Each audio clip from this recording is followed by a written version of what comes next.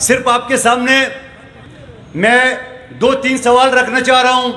وہ سوال یہ ہے کہ 1988 کے بعد پیپلز پارٹی کو یہاں سے نمائندگی نہیں دی گئی اور آخری ہمارا ایم این اے حمیر حیدر کاظمی صاحب تھے.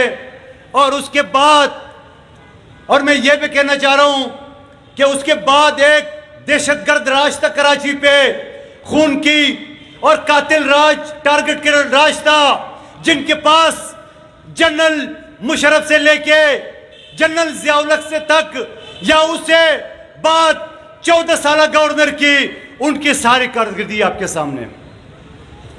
پھر ڈسٹرکٹ ویسٹ کی اگر بات کروں تو 5.5 ارب روپے کی بجٹ کا جہاں ایم کیو ایم کا چیئرمین اور vice chairman P T I کا عزیز اللہ آفریدی صاحب تھے, انہوں نے کیا دیا وہ آپ کے سامنے. 11 یونین کونسل میں ایک ہمارا یوسف بتیس کا الطاف علی اور ایک اخلوطہ کونسلر زبیر لاشاری, ان کے کام اور باقی قسم آپ کے سامنے موازنہ کر لیں. مگر اس کے بعد 2018 کے الیکشن میں جو جیتے یا جتائے گئے فیصل واڈا, ٹی ایل پی کے فخری اور ملک شہزاد, ان کی کارکردگی آپ کے سامنے ہے.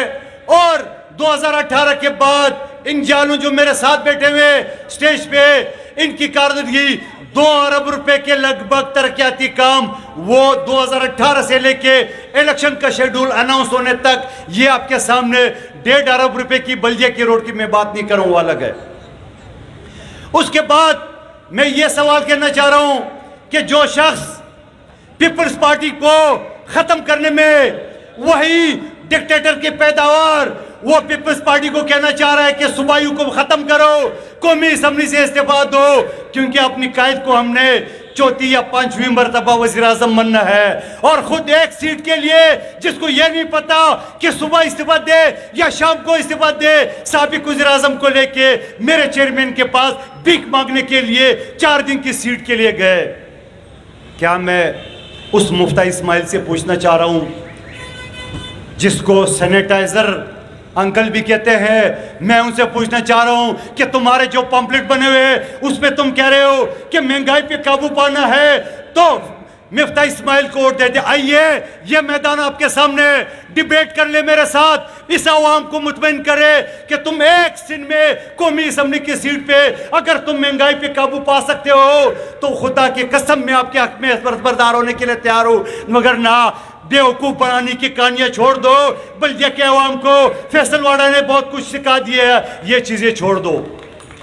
اس کے بعد میں بات کر رہا ہوں مصطفیٰ کمال صاحب کی, جو کہتے ہیں کہ ہم نے کراچی میں یہ پل بنایا, وہ روڈ بنایا, یہ کام کیے, وہ کام کیے ہے. یقیناً وہ آپ نے کام کیے ایم کیو ایم کے نام پہ, یقیناً وہ کام کیے آپ نے ایم کیو ایم کے نام پہ. ایم کیو ایم نے ترقیاتی کام کراچی میں کیے کیونکہ جنرل مشرف اس کے ساتھ تھا. کیا میں آپ سے پوچھنے کی گستاخی کر سکتا ہوں کہ 249 میں تم نے کون سا نالا بنایا, کون سا روڈ بنایا, کون سا پل بنایا, وہ بتا دو. اگر تم نہیں بتا سکتے ہو اور تم ایم کیو ایم کو اپنے کام اپنے کھاتے میں لے رہے ہو تو ایم کیو ایم نے جو قتل غارت کی, دہشت گردی کی, اقوام کو, مہاجر پڑھی لکھی عوام کو دوسرے قوموں کے ساتھ لڑایا اور پھر خود مہاجر نقش کشی کے لیے اس نے کام کیے, اور پھر اس کو بھی چھوڑیے. آپ کے چند قدم کے اوپر بلدیہ فیکٹری جہاں 264 غریب مزدوروں کو زندہ جلائے گیا. کیا آپ کو نہیں پتا وہ کون ہے؟ کیا اس کی رپورٹ آ گئی ہے؟ Hammad Siddiqui, M Q M Karachi committee کے سربراہ, جو آج کل مصطفیٰ کمال کے گود میں اور پروٹیکشن میں دبئی میں بیٹھا ہوا ہے, اس کو بھی چھوڑیے. دوسرا جو قاتل رحمان بولا, جو آج بھی کسٹڈی میں 264 لوگوں کو زندہ جلانے میں, اس کو وکیل کس نے دیا؟ کیا مصطفیٰ کمال صاحب آپ نے 15 لاکھ روپے فیس نہیں دی؟ کیا آپ نے اپنا نمائندہ میرے پاس نہیں بھیجا؟ چیلنج کرتے ہو تو نام بتا دیتا ہو, تمہارا نمائندہ میرے پاس ہے کہ یہ کیس آپ لڑے. میں نے کہا میں اتنا بے غیرت, بے شرم اور نہیں ہو سکتا ہوں کہ میرے لوگوں کو اپنی زندہ جلائے. آج تم مجھے فیس کی لالچ دے کے مجھے یہ کیس لڑانا چاہ رہے ہو. میں تمہارے فیس پہ بھی لعنت بھیجتا ہوں, تمہارے سوچ میں بھی لعنت بھیجتا ہوں. کیا مصطفیٰ کمال صاحب चैलेंज करते हो सोशल मीडिया के सामने, आ जाओ मेरे साथ डिबेट करो, तुम्हारी पसंद की चैनल होगी, तुम्हारा पसंद का क्राउड होगा और ये जाला तुम्हारे सामने होगा। चैलेंज करता हूं तुम्हें, आ जाओ मैदान में। उसके बाद मुख्तसर बात करूं, अगर तुम खुदा न खास्ता MNA बन भी गए तो उनके एक जनरल सेक्रेटरी मेरे साथ टॉक शो में बैठे हुए थे, तो एंकर ने पूछा कि मुस्तफ़ा कमाल साहब अगर MNA बन गए तो क्या करेंगे? बोले कानून साजी करेंगे। तो भाई कानून साजी तुम्हारे किस बात की? यहाँ लोग भूखे मर रहे हैं, पानी को पीने को पानी नहीं है, सीवरेज लाइन, रोड, रोजगार, अस्पताल, स्कूल, ये सारी चीजें नहीं है, तुम कानून साजी करोगे? तुम मुझसे बड़ा कानूनदान हो, तुम आसिफ अली जरदारी से बड़ा कानूनदान हो, जिसने पाकिस्तान की तारीख में वो कानून साजी की है जो तारीख याद रख रहे, भुट्टो शहीद से लेके जिसने पाकिस्तान को आइन दी, जिसने पाकिस्तान को एटम बम दिया। तुम कानून साजी करोगे? हम पीपल्स पार्टी से ज़बरदस्ती काम कराएंगे। उसकी जनरल सेक्रेटरी ने मेरे साथ K21 में बोला। हाँ, मैंने कहा वो तो तुम्हारा पुराना पेशा है, गुंडे दहशतगर्द सारे MKM को आज तुमने अपनी गोद में लिए है, तुम कर लो अपनी, तुमने जो किए है, तुमने जो दहशतगर्दी की है। अब बल्दिया क्या हुआ जहाँ 32 लोगों को तुमने मजीद भी शहीद किया, कराची को तुमने खून में ला दिए। अब जाले जा गए, हर मैदान में, हर चौक में तुम्हारा और तुम्हारा दहशतगर्दों का मुकाबला होगा। और 29 तारीख को हर पोलिंग स्टेशन पे, हर बूथ पे जाले बैलेट बॉक्स के ऊपर बैठे होंगे जब तक काउंटिंग नहीं होगा इंसाफ के तकाजों के तहत, नहीं तो हम घर नहीं जाएंगे। अब आखिरी एक आदमी रह गया, उसकी भी जरा मुझे इजाजत दे दे। एक शख्स है तहरीक लबाइक, आखिरी नबी आखिर जमान, उनके नाम पे लोगों को वोट ले रहे हैं। अरे नाबालिग मुसलमान, तुम क्या इस्लाम की दर्स मुझे देते हो?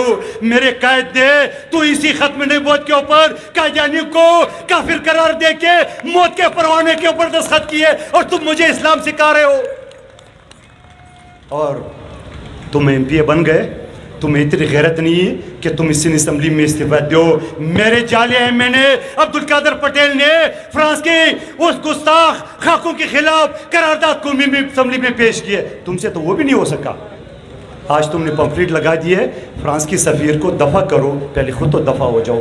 तो मेरे साथियों, जालो, ख़वातीन, पीपल्स पार्टी का मंशूर भुट्टो शहीद ने अपनी किताब में लिखा, जब वो जेल में थे तो उन्होंने कहा मांग रहे हर इंसान रोटी, कपड़ा और मकान। यही मेरा मिशन है, यही जालू का मिशन है। हम खिदमत पे यकीन रखते हैं, हम लिसानियत के नाम पे वोट नहीं मांगते, हम इस्लाम के नाम पे वोट नहीं मांगते, हम दोस्त को भाई को लड़ाने के नाम पे वोट नहीं मांगते। आज भी मुझे इस दहशतगर्द जमात के मुझे बैनर नजर है।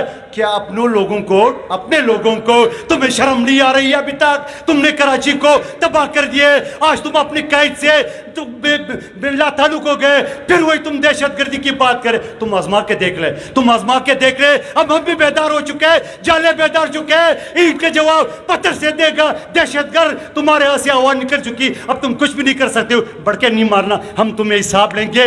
पोलिंग वालेटिंग तुम्हारे साथ बात करेंगे, हर पोलिंग बूथ पे जाले बैठेंगे, हर पोलिंग जेल पे मेरे कैद का हुक्म है, एक वकील मौजूद होगा, जाले मौजूद होंगे। आखिर में एक दरख्वास्त है कि इलेक्शन वाले दिन ये सोच के कि जो घर में हमारी माएँ बहनें भी बैठी है, उनको भी इज़्ज़त और एहतराम के साथ, सिक्योरिटी के साथ, क्योंकि दहशतगर्दी का बाप ख़त्म हो चुका है, उन्होंने अपनी बाप से ताल्लुक़ इख्तियार कर ली है। अब आज़ाद है, जमहूरियत है, सब जाके पोलिंग स्टेशन में कसरत राज से वोट दे के पीपल्स पार्टी को कामयाब करें इंशाअल्लाह, क्योंकि 18वीं तरमीम के ज़रिए मैं जीतूँ यार हूँ, अगला जीते यार है। पीपल्स पार्टी की हुकूमत रहेगी सिंध में और पीपल्स पार्टी आपके लिए काम करेंगे। और एक मरतबा फिर आप सबका शुक्रगुजार मेहमान गरमाई का। जी भुट्टो।